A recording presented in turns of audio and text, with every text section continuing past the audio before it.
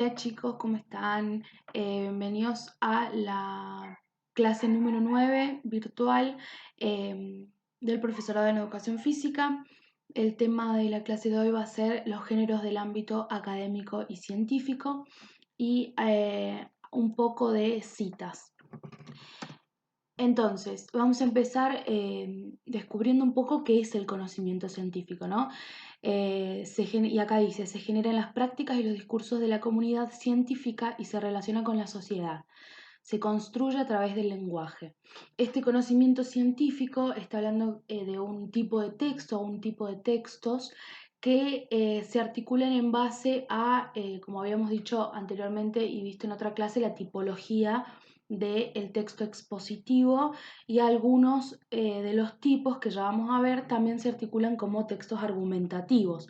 Sin embargo, los que vamos a empezar a trabajar ya no van a ser los argumentativos, como veníamos viendo, sino los expositivos, es decir, se expone una idea. ¿Por qué se caracteriza el conocimiento científico?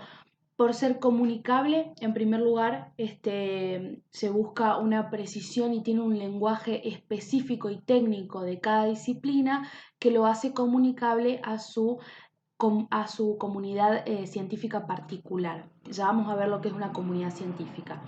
Es descriptivo, explicativo y predictivo, es decir, que va a describir situaciones, va a explicar algunos conceptos y va a predecir otras situaciones que pueden llegar a pasar según un marco teórico. Más adelante vamos a ver bien lo que es un marco teórico.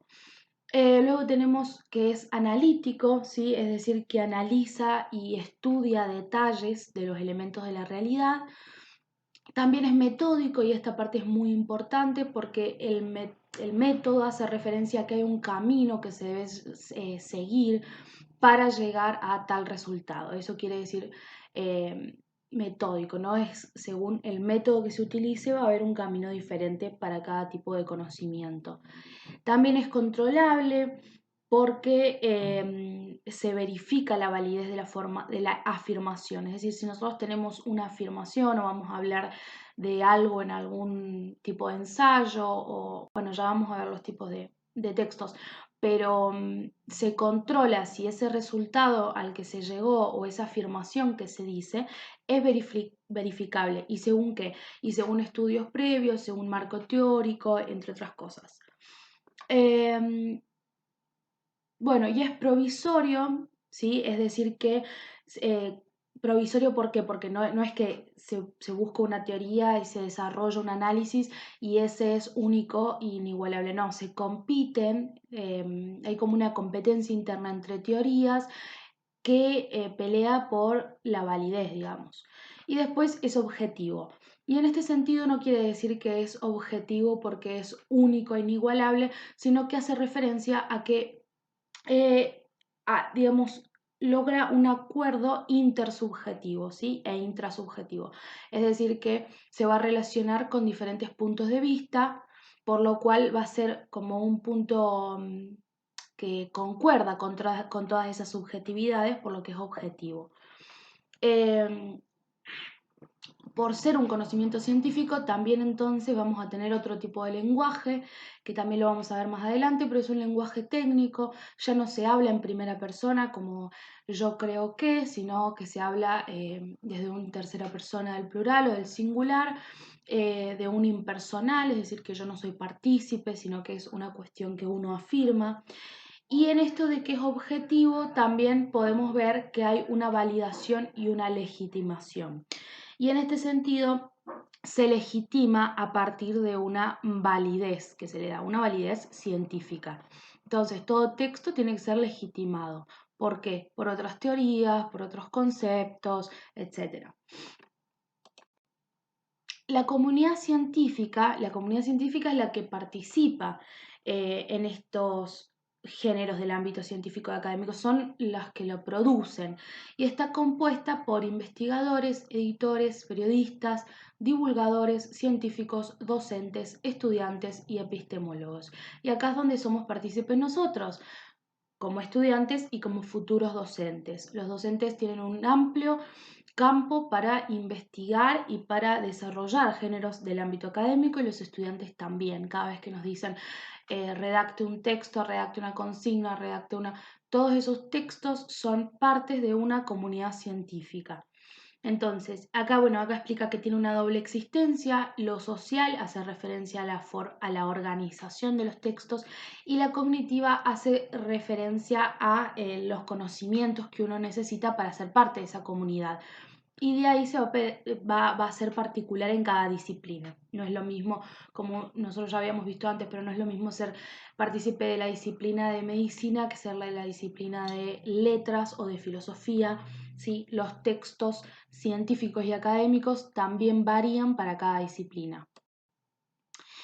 Este es un aviso muy importante y es uno de los objetivos que tenemos nosotros como estudiantes y como futuros partícipes de estas comunidades científicas, que es comenzar a pensar y escribir en la forma en la que la gente de su disciplina, es decir, de tu disciplina particular, nuestra disciplina como futuros profesores de educación física, como la gente de su disciplina piensa y escribe, que en la mayoría de los casos resulta ajena. Bueno, esto es muy común, ¿no? Uno sale de la universidad por ahí no conociendo cómo se escribe, qué particularidades tiene mi disciplina, que tengo que tener en cuenta, cuáles son los nombres técnicos de mi disciplina, que no la tiene otra. Todas estas cuestiones hay que ir contemplándolas para que cuando seamos futuros profesionales no nos encontremos con que esta disciplina y la forma en que se escribe esta disciplina es ajena a nosotros. Bueno, entonces tenemos una clasificación de textos científicos, hay varios, acá hay un ejemplo de algunos pocos, pero hay varios. En la guía número 2, que fue una de las primeras que me entregaron, una de las tareas era poner los tipos de texto científicos, entonces algunos se pueden acordar de lo que habíamos visto. Pero bueno, acá está más o menos explicado, o sea, categorizado, digamos. Tenemos el texto de estudio en las disciplinas en el ámbito universitario, que es donde somos partícipes nosotros, que son los apuntes de clase, los resúmenes, las consignas, y todas estas, después tenemos los manuales también, las guías. Todos estos son textos de estudio de la disciplina del ámbito universitario, que también es un texto científico académico y es muy importante conocerlo. Después tenemos los textos de difusión en ámbitos especializados. Textos de difusión quiere decir que se pueden difundir. Entonces acá son partícipes los ensayos, los artículos de opinión, como habíamos visto, los ensayos y los artículos de opinión también tienen características del texto argumentativo. Es más, son más argumentativos que expositivos, es decir, no exponen tantas ideas, sino que argumentan. También son partícipes de estas las ponencias, las reseñas críticas, los artículos de investigación y los abstracts. Después tenemos textos de control de resultados de investigación. Los textos de control de resultados de investigación hacen referencia a que se hace una pequeña investigación de ciertos aspectos o temas que uno quiere investigar y va a tener que, bueno, ya sea comparar, analizar, ver, contrastar situaciones y encontrar un resultado a una pregunta o una hipótesis que yo me hice. Entonces, esa pregunta va a tener un resultado propio, por eso se llama texto de control de resultado de investigación, porque esa investigación tiene un resultado propio. Y en esto podemos encontrar las monografías, las tesinas y las tesis. Lo envolví en un circulito porque las monografías son una de los textos científicos que más se desarrollan en el ámbito universitario, que más se piden hacer, igual que los ensayos. Y bueno, varían, depende de la situación, depende de la disciplina y depende del grado en el que uno se encuentre, ¿no? Pero es lo que más se puede acercar a una tesina o una tesis que, digamos, es como lo más difícil o lo más amplio de desarrollar en cuanto a el género académico-científico. Y después tenemos el texto de aval y control para los investigadores, que es un informe de proyecto. Esto lo voy a explicar muy por encima. A veces los profesionales que se dedican a la investigación arman proyectos en donde tienen diferentes líneas de investigación. en esas líneas se investigan temas y se hacen trabajos, artículos de investigación, ¿no?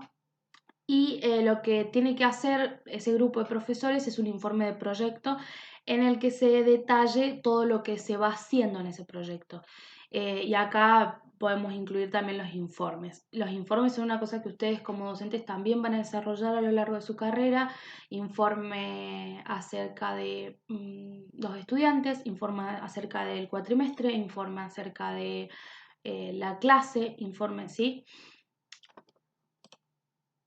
Bueno, y después pasamos a la segunda sección. Esto digamos, es un poco como adentrarnos al tema, porque ya en la siguiente clase vamos a profundizar un poco más y vamos a hacer la actividad de la clase que viene, el trabajo práctico último, digamos. Entonces es como para ir adentrándonos en este tema. Después tenemos la cita bibliográfica. La cita bibliográfica, ¿qué hace? Bueno, permite introducir otros textos o fuentes de información en el texto que estamos elaborando. Es decir, nuestro texto va a tener nuestras propias palabras, pero para que nuestro texto tenga validez y legitimación, necesitamos de otros textos o otras fuentes que tengan autoridad y legitimación. Por eso es que se dice citas de autoridad. Sirve para verificar, ampliar o contrastar los temas que estoy elaborando. Es decir, si yo estoy trabajando sobre un tema en particular, por ejemplo, los beneficios del deporte en los infantes de 5 a 10 años, bueno, yo necesito verificar con otro texto, que eso es cierto, ampliar con otro texto o contrastar, es decir, comparar con otro texto que diga lo contrario y argumento mi idea desde esta comparación. Y también hay una necesidad de dialogar con otros textos. Digamos, vemos intertextualidad en todo. Intertextualidad es en la comunicación entre los textos. Y eso se ve en todos los aspectos de nuestra vida.